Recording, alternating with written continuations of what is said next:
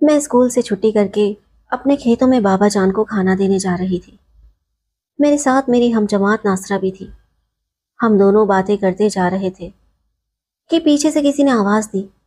میں نے مڑ کر دیکھا، میرے تایا کا بیٹا تاجور تھا۔ ان دنوں میری عمر 11 برس تھی اور تاجور 16 سال کا تھا۔ وہ ذرا قریب آیا اور کہنے لگا، تیز دھوپ ہے، آؤ میں تمہیں سائیکل پر چھوڑ دیتا ہوں۔ تب میں نے ناصرہ کی جانب سوالیہ نگاہوں سے دیکھا۔ وہ بولی کہ جاؤ، میرا گھر تو سامنے ہے، میں اپنے گھر چلی جاؤں گی، تمہارے بابا کا کھیت دور ہے۔ اچھا ہے، تاجور کے ساتھ سائیکل پر چلی جاؤ۔ اس نے کچھ اس طرح تاجور کی بات کو بڑھاوا دیا کہ میں اس کی سائیکل پر بیٹھ گئی اور وہ اپنے گھر چلی گئی۔ ابھی ہم تھوڑی ہی دور گئے تھے کہ سائیکل ڈگمگانے لگی۔ ایسا لگ رہا تھا جیسے میں سمندر کے بیچ کشتی پر بیٹھی ہوں اور کشتی پانی میں ڈول رہی ہو۔ اس عمر میں احساسات بھی بہت نازک اور نرالے ہوتے ہیں۔ ہوا کا ٹھنڈا جھونکا بھی گالوں کو چھو جاتا تو ایک عجیب سی لاج آنے لگتی تھی۔ مجھے لگ رہا تھا کہ میں سائیکل پر نہیں بلکہ کسی جادوئی تخت پر اڑتی جا رہی ہوں۔ فضا میں خنکی تھی، دیکھتے ہی دیکھتے گھٹا چھا گئی اور بارش برسنے لگی۔ ہم دونوں بھیگنے لگے۔ ٹھنڈی ننھی منی بوندوں نے روح میں ہلچل مچا دی۔ بھیگنے کے ڈر سے ہم ایک پل نما چھت کے نیچے چلے گئے اور باتیں کرنے لگے کہ اچانک ہمارے چچا ٹریکٹر لے کر وہاں پہنچے۔ انہیں ہمارے یوں چھپ کر بیٹھنا پسند نہ آیا، حالانکہ ہم بارش سے بچنے کے لیے اوٹ میں بیٹھے تھے۔ بہرحال چچا جان نے مجھے گھورا اور اپنے ساتھ گھر لے آئے۔ تاجور اپنے گھر چلا گیا، اس کے قدم تھکے تھکے اور چہرہ اترا ہوا تھا۔ شاید چچا کا غصے سے دیکھنا اسے برا لگا تھا۔ اگلے دن جب میں تایا کے گھر گئی تو تاجور منہ بسورے بیٹھا تھا۔ میں نے کہا کہ مجھ سے کیوں ناراض ہو؟ میں نے تو کچھ نہیں کیا۔ چچا اچانک آ گئے تھے، میں کیا کرتی؟ خیر، اس طرح کی باتیں کر کے میں نے اسے منا لیا۔ وہ بہت اچھا اور شریف لڑکا تھا، میری ہر بات مانتا تھا۔ ہماری دوستی 2 سال تک رہی۔ ایک دن جب چھوٹے چچا کی شادی تھی، ہم سب خوشیاں منا رہے تھے کہ اچانک فضا میں شور بلند ہوا یوں کہ شادی کی خوشی میں فائرنگ ہو رہی تھی کہ کسی نے چیخ کر کہا، کسی کو گولی لگ گئی ہے۔ ہم سب نے باہر جھانکا تو دیکھا کہ تاجور اور اس کا بھائی شاہ زیب میرے چھوٹے ماموں کو مار رہے ہیں۔ میرے والد اور چچا فوراً اس کی طرف دوڑے اور دونوں بھائیوں کو روکا۔ پتہ چلا کہ فائرنگ سے تاجور کا بہت پیارا اور وفادار کتا مر گیا تھا۔ وہ اپنے کتے کے غم میں دیوانہ ہو گیا تھا۔ چند بزرگوں نے بیچ میں پڑ کر معاملہ رفع دفع کرا دیا، مگر تیسرے دن پھر جھگڑا ہوا اور شاہ زیب نے میرے ماموں کا سر پھاڑ دیا۔ بہانہ بس اتنا سا تھا کہ ماموں کی غفلت سے کچھ کھانا خراب ہو گیا تھا۔ اس واقعے کے بعد امی جان نے تایا کے گھر آنا جانا بند کر دیا کہ انہوں نے ہمارے ماموں کی بے عزتی کی تھی۔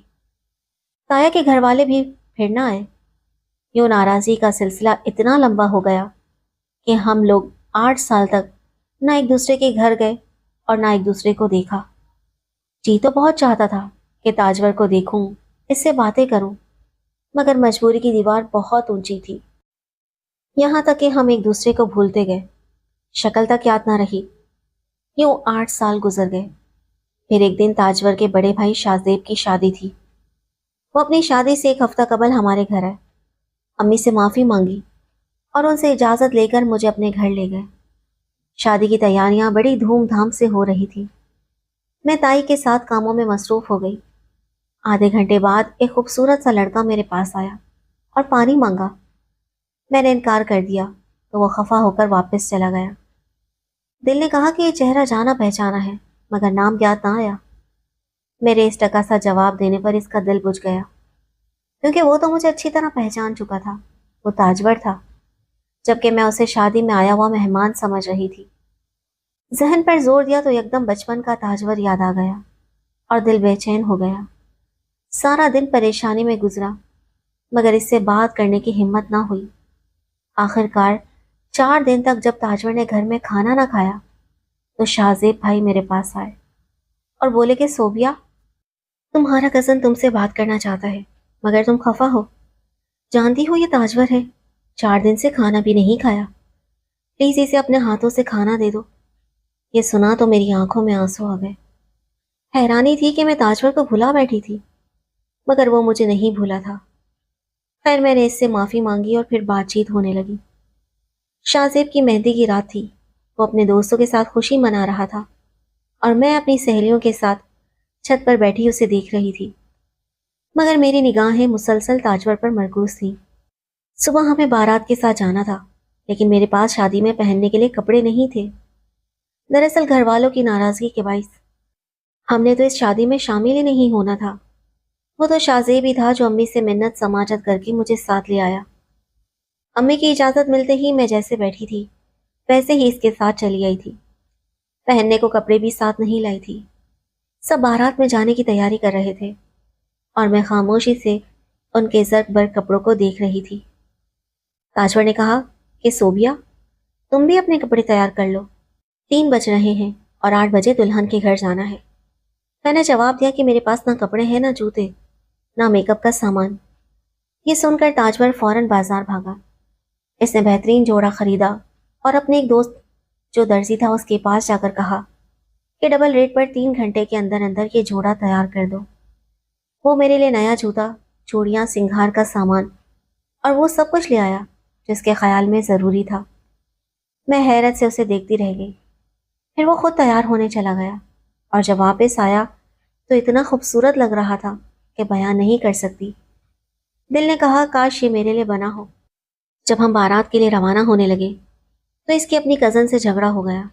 وہ میرا مذاق اڑانے کے موڈ میں تھی۔ اسے چلانے کے لیے ہم دونوں ایک ہی گاڑی میں بیٹھ کر چلے گئے۔ جولائی کا مہینہ تھا، شدید گرمی تھی۔ بینڈ کے آگے ناچتے ناچتے تاجور کا بدن پسینے سے شرابور ہو گیا۔ میں دیکھ رہی تھی اس کا دمکتا ہوا چہرہ جیسے گلاب کے پھول پر شبنم پڑی ہو۔ رات کو جب ہم واپس آئے تو تیز بارش ہو رہی تھی، بجلی بھی گئی ہوئی تھی۔ میں برآمدے کے کمرے میں بڑی چارپائی پر بیٹھی تھی۔ وہ بھی آ کر میرے پاس بیٹھ گیا اور سرگوشی میں بولا کہ یہی لمحات ہیں جو قسمت نے ہمیں عطا کی ہے۔ میں تایا جی کے گھر 15 دن رہی۔ یہ دن پلک جھپکتے گزر گئے۔ اب کچھ لوگوں کو ہم پر شک ہونے لگا تھا، لیکن اس سے پہلے کہ شک یقین میں بدلتا، امی مجھے لینے آ گئی۔ دل تو نہیں چاہتا تھا مگر جانا تو تھا۔ جب میں جا رہی تھی تو تاجور کا چہرہ بجھ سا گیا۔ وہ سراپاں آنسو بن گیا تھا۔ اس کا سارا وجود مجھے روتا ہوا محسوس ہو رہا تھا۔ میرے جانے کے بعد تاجور نے اپنی ماں سے کہا کہ اسے صوبیہ سے شادی کرنی ہے اور یہ کہ آپ لوگ چچا اختر اور چچی سے صلح کر لیں۔ صلح کے بعد جب رشتہ مانگا جائے گا تو وہ انکار نہیں کریں گے۔ مگر اس کی ماں نے کہا بیٹا تاجور، کیسی امید لگاتے ہو؟ 8 برس سے بھائیوں نے ایک دوسرے کی شکل تک نہیں دیکھی، وہ اب ہمیں رشتہ کیسے دیں گے؟ ذرا ہوش کے ناخن لو۔ تاجور گھر والوں سے کہتا رہا مگر کسی نے اس کی بات پر کان نہیں دھرے۔ صوبیہ سے جدائی اسے برداشت نہ ہوئی۔ اب وہ امی سے ملنے ہمارے گھر آ جاتا۔ امی سے اچھی طرح بات کرتی، گھر والے بھی برداشت کرتے، مگر میرے بھائیوں کو تاجور کا مجھ سے بات کرنا ناگوار گزرتا۔ بڑے بھائی کی زبانی یہ بات تایا تک پہنچی کہ تاجور روز روز ہمارے گھر آ جاتا ہے تو وہ اس کو منع کیوں نہیں کرتے۔ اس پر تایا کو بہت غصہ آیا۔ انہوں نے تاجور کو ہمارے گھر آنے سے منع کیا مگر وہ ان کی بات نہ مانتا۔ ایک بار تایا نے اس سے مارا بھی، لیکن وہ پھر بھی باز نہ آیا۔ تایا لاہور کے قریب ایک گاؤں میں رہتے تھے اور ہم شہر میں۔ جب تاجور کی نوکری لاہور کی ایک فیکٹری میں لگ گئی تو وہ اور بھی زیادہ ہمارے گھر آنے لگا۔ اس پر ہماری ایک رشتے کی چچی نے امی کے کان بھرے کہ یہ روز روز ہمارے یہاں کیوں آتا ہے، گھر میں لڑکی ہے، بدنامی ہوگی۔ امی پریشان ہو گئی اور اب اسے کہنے لگی تمہارا بھتیجا ہر روز آ جاتا ہے، اگرچہ مجھ سے ہی بات کرتا ہے مگر ہماری بچی پر بدنامی نہ آ جائے۔ خاندان والے سبھی جانتے ہیں کہ آپ بھائیوں میں برسوں سے ناراضی قائم ہے۔ ابا تو کانوں کے کچے تھے، بھڑک اٹھے، تاجور کو بلا کر خوب برا بھلا کہا اور گھر آنے سے منع کر دیا۔ اس بات کا اس نے ایسا اثر لیا کہ خودکشی کی کوشش کی مگر شاہ زیب نے بروقت اس کو بچا لیا۔ 1 برس وہ ہمارے یہاں آیا۔ میں اس کے دکھ میں بیمار پڑ گئی۔ رشتہ داروں کے سمجھانے بجھانے سے آخر تایا مان گئے اور ہمارے گھر صلح کرنے آئے اور میرا رشتہ بھی طلب کر لیا۔ امی مان جاتی مگر ماموں ممانی کو جب علم ہوا کہ یہ تاجور کا رشتہ دے رہے ہیں تو وہ بگڑ گئے اور میری ماں کو یاد دلایا کہ تاجور نے اپنے کتے کو گولی لگ جانے پر کس طرح تمہارے چھوٹے بھائی کو بے عزت کیا تھا؟ کیا وہ تمام قصہ تم بھول گئی ہو؟ ہم تو اپنی بے عزتی نہیں بھولے۔ تم نے بیٹی کا رشتہ تاجور کے لیے دیا تو ہم سے تمہارا رشتہ ختم۔ اس پر امی نے رشتہ دینے سے انکار کر دیا۔ اس انکار سے میں ایسی بیمار پڑی کہ زندگی کے لالے پڑ گئے۔ اب میری ماں گھبرائی اور میری سہیلی فرحت کو بلوا کر کہا کہ تم اس کو سنبھالو اور اپنے ساتھ اکیڈمی لے جایا کرو تاکہ اس کا دل بہلے۔ ہم نے تاجور کا رشتہ ابھی ٹھکرایا نہیں ہے، ذرا سوچ بچار کر رہے ہیں۔ فرحت نے مجھے تسلی دی، سمجھایا اور اپنے ساتھ اکیڈمی لے جانے لگی۔ اس اکیڈمی میں میرے چچا کا بیٹا عارف اور پھوپھی زاد منصور بھی پڑھتے تھے۔ رشتہ داری کے سبب وہ مجھ سے بات چیت کرنے لگے۔ عارف کو فرحت پسند تھی، منصور مجھے پسند کرنے لگا۔ فرحت نے مجھ سے کہا تم اپنی امی سے کہو کہ جھوٹی تسلی میں نہ رہے، ایک بار تمہاری تائی سے بات کریں، پتہ چلے کہ اب ان کا ارادہ تاجور کے لیے تمہیں لینے کا ہے یا نہیں۔ ادھر سے بات صاف ہو جائے گی تو آگے کے لیے سوچنے میں تم کو آسانی ہوگی۔ فرحت کے کہنے پر میں نے امی سے بات کی۔ امی میرے کہنے پر تائی کے پاس چلی گئی اور مدعا بیان کیا۔ اب تائی کا مزاج آسمان پر چلا گیا کہ پہلے جب ہم نے منت سماجت کی تو تم نے ہی اڑچن ڈال دی۔ پہلے تم راضی نہ تھی، اب ہم راضی نہیں ہیں۔ تم اپنے بھائی سے مشورہ کر کے جہاں وہ کہے بیٹی کو بیاہ دو۔ عرض انہوں نے اس طرح کی کچھ تلخ باتیں کی کہ میری ماں نے اپنی بے عزتی محسوس کی اور اپنا سا منہ لے کر آ گئی۔ مجھ سے کہا کہ تمہارے لیے ان کے در پر گئی ورنہ کبھی نہ جاتی۔ انہوں نے تو خوب میری بے عزتی کر دی، چائے پانی تک کا نہ پوچھا۔ کیا ایسے کرتے ہیں رشتہ داروں کی عزت؟ مہمان ہی سمجھ لیا ہوتا۔ غرض انہوں نے ایسا رونا مچایا کہ میں دہل گئی۔ تاجور کے لیے دل میں لاکھ محبت سہی، مگر جب میں نے ماں کو اس طرح روتے دیکھا تو میرے دل سے تایا کے گھرانے اور تاجور کی چاہت جاتی رہی، یا وقتی طور پر یہ محبت سو گئی۔ بہرحال تہیا کر لیا کہ بے شک عمر بھر کسی اور سے شادی نہ ہو، مگر تاجور کا خیال بھی اب دل میں نہیں لاؤں گی۔ ایک دن فرحت نے مجھے بتایا کہ عارف مجھ سے شادی کرنا چاہتا ہے اور ان کی والدہ رشتہ مانگنے آنے والی ہے، تمہاری کیا رائے ہے؟ میں نے کہا بسم اللہ کرو، وہ اچھا لڑکا ہے، دیر کس بات کی ہے۔ یوں فرحت کی بات عارف سے طے ہو گئی۔ دوسری طرف منصور بھی اپنی والدہ کو میرے گھر بھیجنا چاہتا تھا۔ انہوں نے فرحت سے مدد کا کہا، قسم سے بات کی کہ تمہارا پھوپھی ذات تم سے شادی کا خواہش مند ہے، تمہارا کیا اندیا ہے؟ مجھے سوچنے کے لیے وقت چاہیے، میں نے جواب دیا۔ سوچ لو، مگر ایک نہ ایک دن اس بات کا جواب تم کو دینا ہوگا۔ منصور تم سے خود بات کرنا چاہتا ہے۔ میں نے دوبارہ یہی کہا کہ پہلے میں اپنے دل سے مشورہ کر لوں، یا آمادہ تو ہو۔ فرحت اور عارف کی شادی کی تیاریاں زوروں پر تھیں۔ ادھر منصور مجھ سے بات کرنے کو پیغامات بھجوا رہا تھا اور میں مسلسل منع کی جا رہی تھی۔ مہندی کی رات میں منصور کے گھر پر تھی کہ مجھے برآمدے میں تنہا کھڑے دیکھ کر اس کا موقع مل گیا۔ وہ مجھ سے بات کرنے کو میری جانب بڑھا ہی تھا کہ اس سے پہلے تاجور پہنچ گیا اور بولا، صوبیہ، کیا تم کو ذرا بھی اندازہ نہ ہو سکا کہ میں تم کو کتنا پسند کرتا ہوں؟ تاجور میری امی سب جھگڑے بھلا کر تمہاری والدہ کے پاس خود رشتے کا کہنے گئی۔ تمہاری ماں نے میری ماں کے ساتھ کیا کیا؟ تمہارے گھرانے سے میرا ناتا نہیں جھوڑ سکتا۔ اب جہاں میری والدہ چاہیں گی وہاں میرا رشتہ ہوگا۔ میں نے سنا ہے کہ وہ تم کو منصور سے بیانا چاہ رہی ہے کیونکہ وہ ڈاکٹر بن رہا ہے۔ تم نے ٹھیک سنا ہے، اور تم نے بھی اپنی والدہ کا کہا مان لیا۔ تم انکار کر سکتی تھی۔ نہیں تاجور، اب میرا یہی مقدر ہے، میں زہر کھا لوں گا، یہ نہ ہونے دوں گا۔ اس نے میری بات کو سنجیدگی سے لے لیا۔